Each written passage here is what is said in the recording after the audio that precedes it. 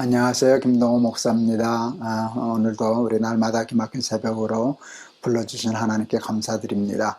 우리에게 주시려고 예비하신 하나님의 은혜가 또 있을 줄을 믿습니다. 오늘 말씀은 시편 3편 1절에서 8절입니다. 시편 3편 1절에서 8절. 여호와여, 나의 대적이 어찌 그리 많은지요. 일어나 나를 치는 자가 많으니이다. 많은 사람이 나를 대적하여 말하기를 그는 하나님께 구원을 받지 못한다 하나이다. 여호와여, 주는 나의 방패시요 나의 영광이시요 나의 머리를 트시는 자이시니이다. 내가 나의 목소리로 여호와께 부르짖으니 그의 성산에서 응답하시는도다. 내가 누워 자고 깨었으니 여호와께서 나를 붙드심이로다. 천만인이 나를 에워싸 진친다 하여도 나는 두려워하지 아니하리이다. 여호와여, 일어나소서. 나의 하나님이여, 나를 구원하소서. 주께서 나의 모든 원수의 뺨을 치시며 악인의 일을 꺾으셨나이다. 구원은 여호와께 있사오니 주의 복을 주의 백성에게 내리소서. 아멘. 오늘 본문은 다윗이 아들 압살롬에게 반역을 당해서 급히 피난을 가면서 쓴 시입니다. 그 성경에 보면 다윗이 그때 너무 급해서 신도 신지 못하고 맨발로 피난을 갔고요. 머리를 숙이고 울면서 갔다라고 기록하고 있었습니다. 왜 그러지 않았겠습니까? 자기 신하에게 반역을 당해도 부끄럽고 속상하고 마음 아픈데 가장 사랑하는 아들에게 반역을 당하여 수치를 당하고 쫓겨나가는 그 모습이 얼마나 처량하고 힘들었겠습니까? 그런데 중요한 것은 저는 오늘 이 생각이 들었어요. 그 상황에서도 다윗은 하나님께 대하여 말을 하고 있었다. 기도죠. 일종의 기도죠. 말을 하고 있다는 것이었습니다. 그것은 기도였고 나중에 그 기도는 찬송이 되었습니다. 여러분, 그 상황을 한번 깊이 들어가 보세요. 아들에게 반역을 당했을 때 여러분, 말이 막힙니다. 마음이 다칩니다. 입이 다칩니다. 무슨 말을 하겠습니까? 말할 기분이 있겠습니까?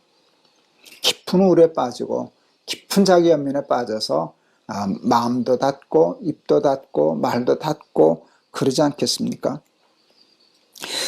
사람에게 뿐만 아니라 하나님에게도 말이 막힙니다. 기도가 막히는 것이지요. 여러분, 기도가 막히면 죽습니다. 기도를 영적인 호흡이라고 그러지 않습니까? 숨 쉬는 것. 숨 안 쉬면 죽는 것처럼 기도가 막히면 죽는 것입니다. 기도는 호흡입니다. 말이 막힌다는 것은 기도가 막힌다는 것이고 그것은 호흡이 막힌다는 것과 같습니다. 어떤 경우에도 힘들고 어려운 일을 당하면 당할수록 하나님께 말을 할 수 있어야만 합니다. 그러려면 평시에 늘 하나님과의 대화가 있어야만 합니다. 평소에 편안할 때에도 하나님과 대화가 없던 사람이 이런 끔찍한 어려운 일을 당할 때 어떻게 하나님과 대화할 수 있겠습니까? 하나님께 기도할 수 있겠습니까? 여러분, 살다 보면 이런 기막힌 정말 부끄럽고 죽고 싶고 인생을 포기하고 싶을 만한 일들을 많이 겪게 되는데 그때 기도가 막히면 살아날 수가 없는 것입니다. 말을 한다는 건, 대화를 할 수 있다는 건 친하다는 뜻입니다. 여러분, 친해야 말을 하지 않습니까?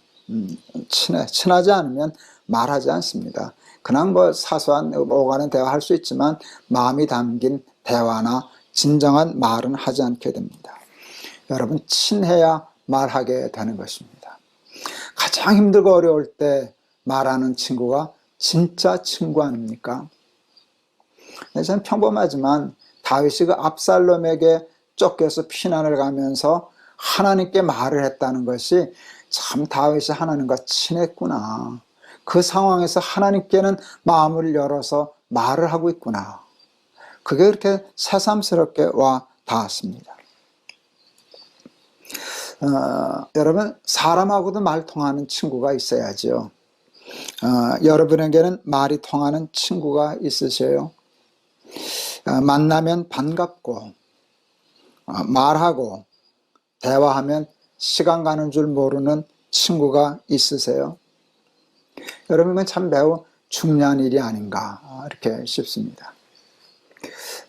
어느 분하고 이렇게 대화를 하면서 이제 점점 나이 들어가면서 병들고 또 오랫동안 병들고 또 치매도 오고 가면 자녀들에게 많이 폐를 끼치고 또 그것 때문에 어려워지고 그래서 우울해지고 그러는 얘기들을 좀 하게 되었습니다. 그러면서 제가 생각했어요. 나이 들면서 가장 힘든 게 뭘까? 늙어가면서 제일 두려운 게 뭘까? 그래서 생각할 때 제가 외로움이라고 얘기했어요. 외로움. 마음을 나눌 수 있는 친구가 없다. 말이 통하는 친구가 없다라고 하는 게 나이 들어 늙어가면서 겪을 수 있는 가장 큰 고통과 슬픔과 아픔이 아닐까 싶습니다.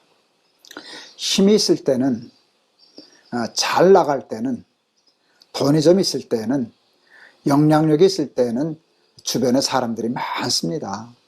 그래서 외로울 틈이 없습니다. 그래서 평생 그렇게 살 줄을 압니다.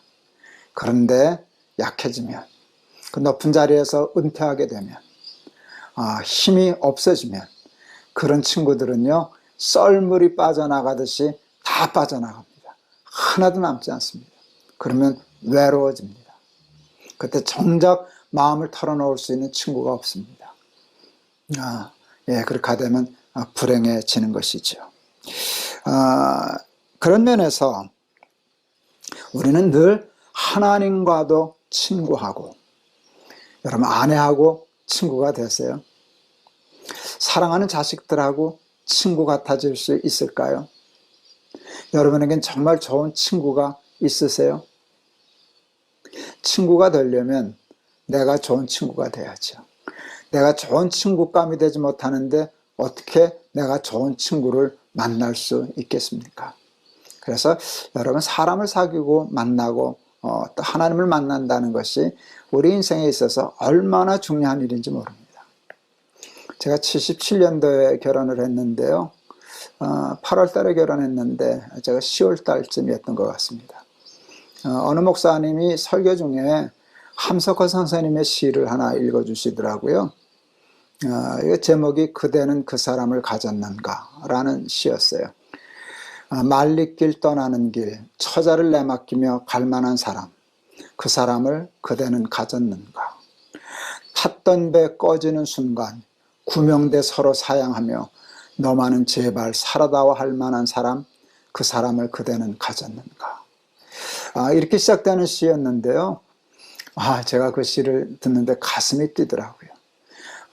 예배가 끝난 후에 목사님한테 가서 그 시를 좀 베껴왔습니다. 제가 오자마자 그것을 타이핑해서 그때 캐나다에 있던 제 친구에게 그것을 보냈습니다. 그리고 그 시 다 쓴 후에 끝에 이렇게 썼어요. 내가 있는 나는 행복이니라. 내가 있는 너도 행복이니라. 너와 내가 있는 이 세상도 행복이니라. 우리 아내가 이렇게 보더니 이 양반들 연애하네 그러고 웃었습니다. 저는 동성애자 아닙니다. 저는 그만한 친구가 있었어요. 말리길 떠날 때 내 처자 맡길 수 있는 친구. 그 친구가 말리길 떠난다면 당연히 그 처자는 제가 맞죠. 제가 그 시를 읽다가 함석헌 선생이 얘기하려고 하는 것이 행복이라는 것을 알았어요. 여러분, 좋은 친구를 만난다는 것처럼 중요한 축복은 없습니다. 어떤 경우에도 말이 막히지 않고 마음이 막히지 않고 말할 수 있고 또 소통할 수 있고 위로할 수 있고 위로받을 수 있다면 세상은 아무리 힘들어도 살만합니다. 그런데 그 가장 좋은 친구가 하나님이면 얼마나 좋겠습니까? 하나님과 친구 되어서 하나님과 소통하는 자는, 여러분, 이 다윗이 압살롬에게 쫓겨 도망가는 때와 같아도 절대로 절망하지 않고 내일 한 번 더 다루려고 합니다. 그것에 대해서 낙심하지 않고 그것에 굴하지 않고 결국은 그것을 이겨내고 극복하고 승리하는 것을 보게 됩니다. 제가 목회할 때 우리 탈북민들을 위해서 공장도 세워보고 이런저런 엉뚱한 짓을 많이 했는데 우리 젊은 탈북 청년들을 위해서 블리스 앤 블레스라고 하는 커피숍, 카페를 한번 낸 적이 있었습니다. 그때 점장하던 친구가 여자 청년이었는데요. 저희는 무슨 공장을 하거나 이렇게 카페를 할 때 숨은 궁극적인 목적은 선교, 전도, 하나님 나라에 있지만 그것을 표방하지는 않습니다. 교회 가라, 예수 믿으라 그렇게 하면 자꾸 방어를 하니까. 그래서 그것을 숨겨두고 그리스도를 믿는 진심으로 저들을 섬기면 저들이 변화하리라 하는 기대와 기도를 가지고 저들을 섬겼습니다. 거기 점장하던 아이가 우리가 참 친했는데 잘해줬는데 그만하면 이제 예수 믿을만 한데 예수를 오랫동안 안 믿더라고요. 제가 2011년으로 기억을 하는데 연도는 정확지 않습니다. 어느 날 페이스북을 보다가 그 친구가 쓴 글을 보았습니다. 그 아이가 이렇게 썼더라고요. 자기는 이북에 있을 때부터 속에 있는 이야기를 부모나 형제나 친척이나 친구들에게도 털어놓은 적이 없다. 그게 아마 사회주의, 공산주의 국가에서 이북에서 살아남는 삶의 지혜였겠죠. 그게 몸에 배서 속마음을 누구에게도 털어놓지 않았었다. 그런데 남한에 와서 자꾸 이야기하는 버릇이 생겼다. 근데 그 다음 말이 참 귀했어요. 그런데 그 이야기를 하는 대상이 하나님이시다. 소름이 끼치듯이 기뻤어요. 그리고 마지막 말이 더 기뻤어요. 2011년도에 가장 잘한 일은 하나님을 만난 일이다. 지금 결혼해서 두 아이의 엄마가 되었습니다. 가끔 페이스북을 통해서 그 친구의 사는 모습을 들여다보기도 합니다. 여러분, 하나님을 만나서 하나님으로 친구 삼는 사람은 여러분 다윗과 같은 어려움을 겪어도 나가지 않습니다. 무너지지 않습니다. 하나님과 좋은 친구할 수 있도록 노력하고 애쓰고 힘쓰는 저와 여러분들이 되기를 바랍니다. 그리고 사람과도 좋은 친구 되도록, 그래서 아무리 힘들고 어려운 일이 있어도 마음을 털어놓을 수 있는, 소통할 수 있는 좋은 친구들이 많아지는 복을 우리 친구들, 식구들은 다 받았으면 좋겠습니다. 기도하시겠습니다. 다윗은 가장 사랑하는 아들 압살롬에게 반역을 당하여 신도 신지 못하고 머리를 숙이고 울면서 피난을 갔습니다.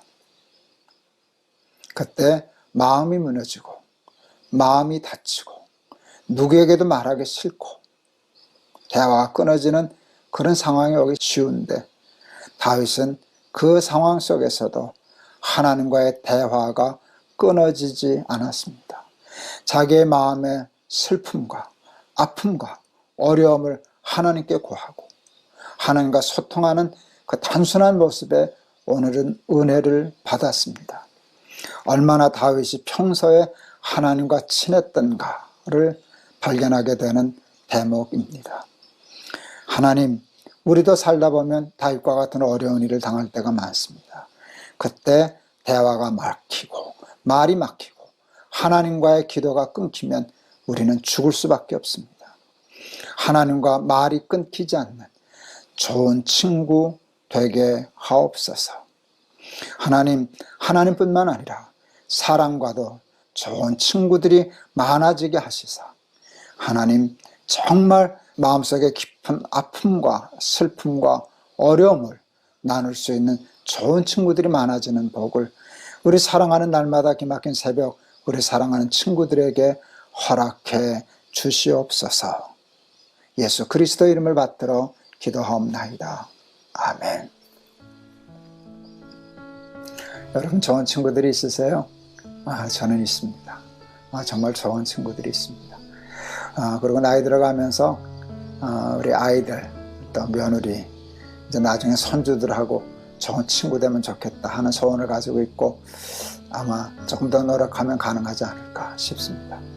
같이 늙어가는 아내하고도 더 좋은 친구가 되었으면 좋겠다 하는 소원을 가지고 살아갑니다. 예수 잘 믿고 하나님과 친구하면 그 복을 겸하여 받을 줄을 믿습니다. 저도 그렇고 우리 사랑하는 여러분들도 다 그 복을 받으시기를 바랍니다.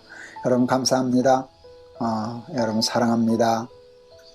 다음 날 뵙겠습니다.